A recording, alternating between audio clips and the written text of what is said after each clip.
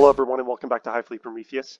I want to thank you again for joining me today. I wanted to go over a Tyranid dependent matchup with Tau today. They may not necessarily be a top meta pick, but I do think they're a unique army in that they have a high volume of fire and they have weapons that are high AP, high damage, which can specifically be a big threat to Tyranid gameplay because a lot of our dependence is on small Gribblies that don't have a great armor save. The volume of fire can take them out easily, or the high AP, high damage can really hurt monsters that don't have high toughness, a lot of wounds, or a 4-up invuln in a majority of cases. I've had a couple games with Tau now, about 3 over the past few months, which I know is not a huge sample size, but at least gives me enough of a cursory look of what the army can do. I have used 2 specific detachments against them. I've used Invasion in my first game, and then I've used Crusher Stampede twice against the same opponent.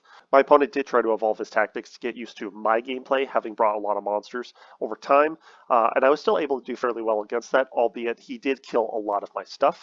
So let me go ahead and jump over to some of those pictures of those games, and I'll do a quick sum up of those. And then at the end, I'll give you some suggestions on gameplay, if I haven't already explained that, and a sample list. Okay, so here we can see this is my first game with Invasion Fleet against Tau. As you can see, this was pretty early in my evolution of the list. As you can see that I still had 3 Tyrant Guard with my Hive Tyrant here. I also still had Zone Throps in the list and Barb Gaunts. Honestly, I think this might have been my first 5 games of the edition. This is a very early iteration of my list. These warriors I was proxying as Raveners on the board in order to run up, and then I had 2 normal lictors. As we can see the setup here, he does have a hammerhead in the back. He's got a piranha. He has another devilfish that was going to come up with some fire warriors. He's got some fire warriors back here. He has a ghost keel, and then he has some pathfinders, and then he has some broadsides out here. I don't know if he had any crisis suits or if he had put them in reserve, but that seems to be a common tactic for people who are bringing suits right now, at least in my meta. I don't think that would be my suggestion, seeing as they have such a high movement with the Cold Star. They can move 18 inches, and they have, I believe they have assault weapons, so they can still fire their weapons after moving 18. Majority of the time, their loadout, they're going to be taking the drones and the 4-up invuln for the extra wounds and for the survivability. One thing that I found for the crisis suits is if you tag them in melee with anything, they do not have a fallback and shoot strat. Even if you throw a lictor in there, you're spending 60 points to tie up 400 plus points, assuming they have the Cold Star in that unit as well. My game plan here was essentially to try to get them to come to the middle, and then I would have a countercharge to try to pounce onto them. I felt like I had an okay mix of things. I had my Tyranids with the acid spray. I had 2 Exocrines and a Maleceptor. I still had 2 Biovores at this point too. I don't know if I gleaned very much from Tau in this game, seeing as it only lasts about 2.5 or 3 turns. But I did notice that getting rid of this Ghost Keel, I mean, it's a T9, 2-up armor, 10 to 12 wound. I can't remember the exact statistics. Lone op vehicle. This was the hardest thing for me to deal with or to kill. Dealing with the hammerhead, I could just as easily move behind cover so that he would have to move, and he did not have any tetras for the rerolls. Originally, I had kind of a little bit of an intimidation going into Tau, but I do actually think that this edition is one of our better matchups because they lean very heavily into starting to play the game on turn 3 because they only have 1 detachment, and they start getting sustained hits on 6s. And sustained 2 on 6s if they're guided starting turn 3. So we're able with infiltrators and biovores and things to kind of screen out, put a little pressure on them turn 1 and turn 2, get a little bit of a primary and a secondary advantage. And then even if things start dying, I don't think there's much the Tau opponent can do to come back in that game. Alright, so this was game 2 with my second opponent. At this point, a couple months had passed. This is after the holidays. I think this is late January, early February 2024. At this point, I have now started to bring my Crusher Stampede list. I will provide that in the description below if you want to see what that looks like. So army layout here, he's got 2 units of 2 tetras. We have 1 unit here and 1 unit here. At this point, both of which are obscured unless I move my Exocrine here and my Maleceptor up in order to get shots of them. My target priority here is the tetras need to die first because they give rerolls when guiding to any unit, and the big no-no units were the 2 broadsides or the Riptide. The Ghost Keel, sure, it's annoying to deal with, as I said in that first game. The Ghost Skill continued to be a difficulty for me to deal with and remove in this game. He also had 2 squads of Breachers inside these Devilfish. He had the Pathfinders here on the back home objective, and he had a squad of Stealth Suits infiltrating out to the corner here and out to the corners here. I positioned things so that if I did get second turn, he had the opportunity to shoot at my Tyranids and my Exocrine. He also has an opportunity to shoot at my Toxicrene. Yes, I did bring a Toxicrene in this game. This was a test list to see if I could run him and get some value out of him. And he ended up being a good distraction Carnifex to protect other more important units. So I purposely positioned things here so that I would either have on first turn line of sight to shoot the Tetras with heavy so that I could hit on 2s with the Exocrine, and then my Maleceptor, if I wanted to shoot at them, could hit on 3s rerolling 1s with symbiotic targeting. Similarly, I don't think, unless he put the Tetras guiding the broadsides and the Riptide all into one monster, he wouldn't kill it. So lo and behold, on the next turn, he did get turn 1. He did end up moving the Tetras and the broadsides over to shoot at my Exocrine, but only brought it down to 4, so he did 10 wounds, which for me, I didn't really care. At this point, you're giving me +1 to hit. I know it's bracketed, so the +1 to hit and -1 to hit because the weapon skill degrading cancels each other out, but now I'm +1 to wound. So if I wanted to shoot at those broadsides with the Exocrine, I wouldn't be wounding on 3s, I'd be wounding on 2s. So that was worth it to me. I also had line of sight with the Tyranids down a multitude of lines here. With the Tyranids, I essentially had line of sight down this way and this way and this way. I wanted to try to make it so that anytime a vehicle moved, I'd have shots on it. He did end up putting his Devilfish right here, and that was my first target for him, and I blew it up and had the Breachers jump out. I then charged him, I believe on turn 2 with the Deathleaper here. The Ghost Skill here ended up being kind of a difficult thing for me to deal with, especially when it was guided with the Tetras. I think he ended up doing some heavy damage to one of my Haruspexes here, and I had to move and charge him with the second Haruspex. This was a slog over here. I mean, another squad of Breachers came out and jumped out. They killed my Neurolictor, and then it was just like a 3-turn combat to get through it. The Tetras, the Breachers, the Ghost Skill ended up shooting into combat and then falling back and killing some stuff in the middle. This was the hard flank, and so I knew I had to push my advantage on this flank. I ended up shooting my Maleceptor into those Tetras, as I said, with the Exocrine's help, killing those. I forgot that I left the broadsides for the next turn because they wouldn't be guided. My Toxicrene put off some cheeky shots into the Stealth Suits over here. They were just within range, but then he pulled them so that I didn't have any other electable units to shoot at them. I then made a charge into Shadow Sun, who normally is -1 to wound, I believe, but because of anti-infantry 2+ on the Toxicrene, I was wounding her on 2s with AP1, so he ended up killing her in 1 melee. Now, I know that's not exactly impressive because it's a 150-point model killing a 100-point model, but it had a use. So I discovered in this game that the Toxicrene could be anti-infantry tech if there's a case where you could swing into something weakened, probably, that is normally -1 to wound in combat, and you could wound on 2+ with a lot of attacks. The AP1 is a bit anemic. I think, end up using reroll hits on him 1 turn before he got obliterated by the rest of the units. So ending score here was 100 to 78. He did end up getting a bunch of points killing stuff. I think he would have done better to take probably fixed secondaries, seeing as he had the infantry to do some actions in my backfield. I wasn't screening very well.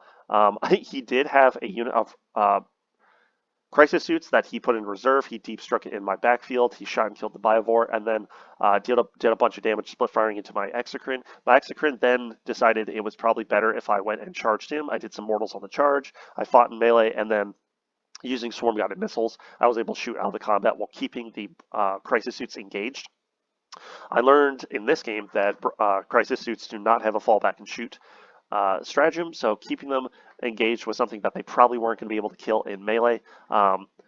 He probably should have just pumped all of his shots into the Exocrine and tried to free himself, but he was getting cheeky and he was firing at other stuff in my backline, trying to get kills, thinking that it was more worth it than killing the unit that I tagged him with. So I think that was just a tactical error. He did not end up doing that in our next game, though.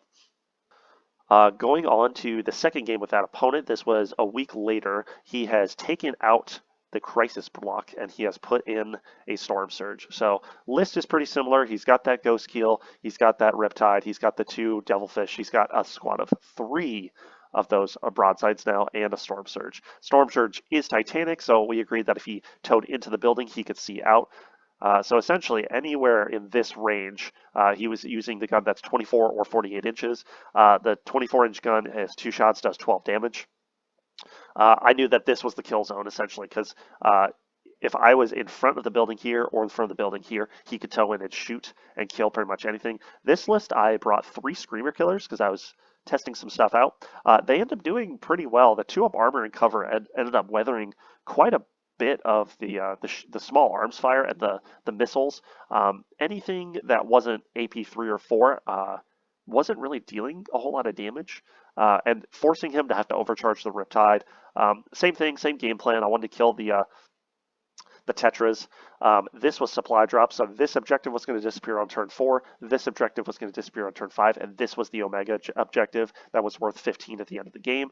I did not deploy, thinking that that was going to be the objective, but I thought, well, I'll eventually have to swoop that way. I started my Tyranids over here. He's OC5. He's probably not going to be able to kill him because this piece of terrain is going to cover me from the Storm Surge. Going forward to turn, I believe this is turn 3, I have charged in, consolidated, and moved a lot of my monsters to the middle. I'm trying to out-OC him to get early primary points, and I know at this point I can't kill enough in his backfield. I'm going to leave the Tetras alive 1 or 2 turns longer than I want to, just because they're not an electable target with much of my shooting.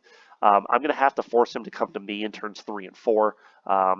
This game ended up being a little less of a blowout. I did not get 100 points on this game. Going to turn 3, at this point I've trying to press my advantage. I'm using my Screamer Killers as attack dogs. I'm going shooting and attacking everything that I can. I battle shocked a lot of his units on my shadow turn.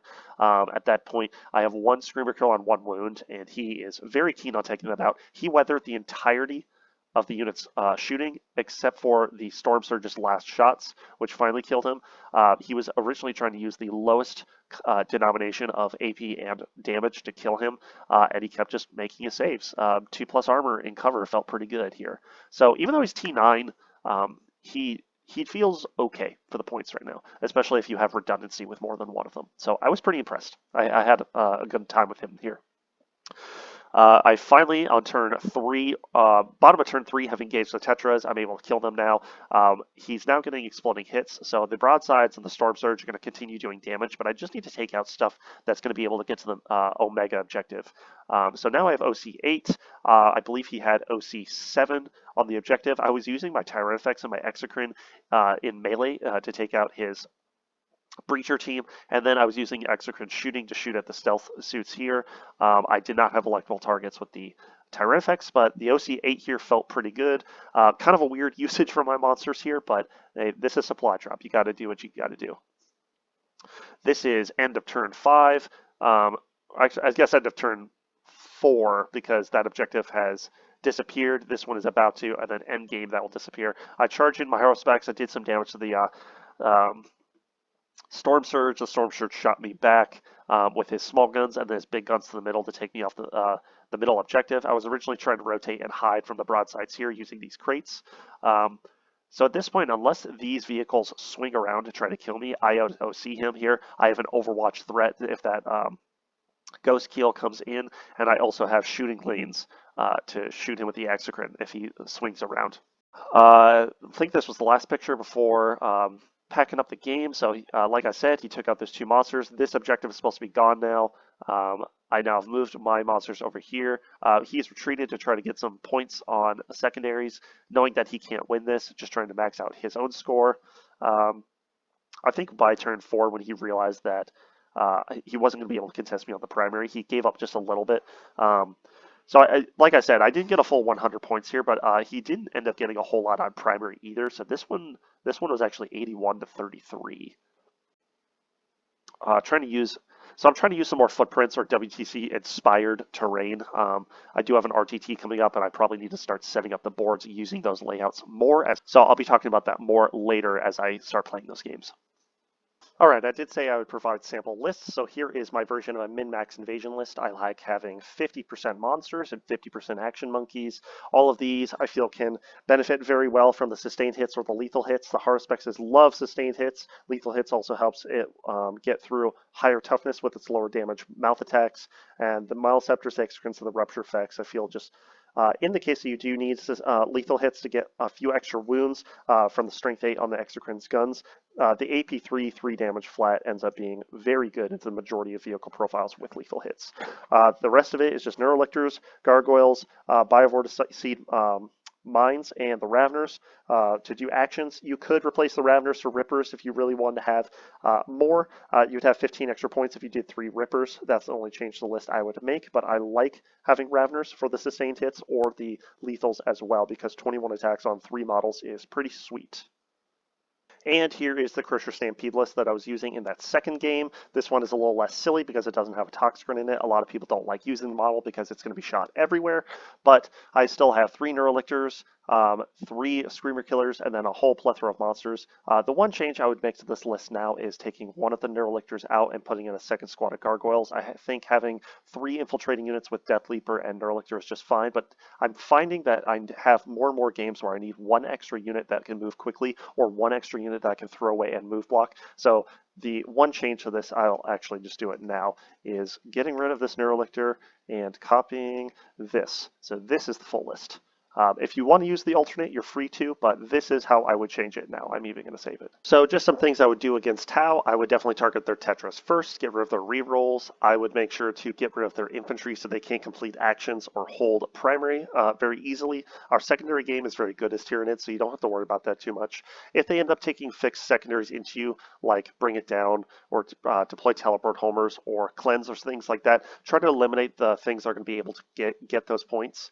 If they are using a brick of crisis suits, try to tag them with something cheap like a Neurolictor or a Lictor, a low points investment to try to have them fire into melee or suffer a -1 to shoot out. I don't think they have an ability to ignore modifiers like Crusher Stampede does. But it also will hamper their movement because they can't advance. When they fall back, they'd have to do a reduced movement and a reduced efficiency shooting. Placing Spore Mines with the Biovore seeding action can also make it so that that brick of Crisis Suits cannot advance within 6 inches of that Biovore, depending if there's an objective that you're trying to zone them out of or that you're trying to control. Crisis Suits do fly, so you're not going to be able to screen them with Gargoyles, so just be aware of that. One thing to note is that starting on turn 3, when they guide their units, they're going to get sustained 2 on 6s whenever they roll to hit.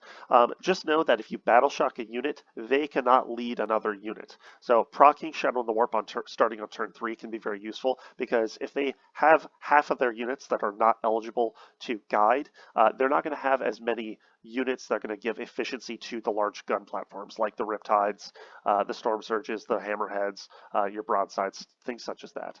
So the smaller, weaker, lower leadership units failing battle shock actually is a great detriment to their army. As usual, if this was your first video with us, I want to thank you for subscribing and giving me your time today. I'm glad to see the growth of the channel. We're over 150 subscribers now. I really didn't think that was going to happen for many more months from now. So I just want to thank you for joining us here, and I'll see you next time on Hive Prometheus.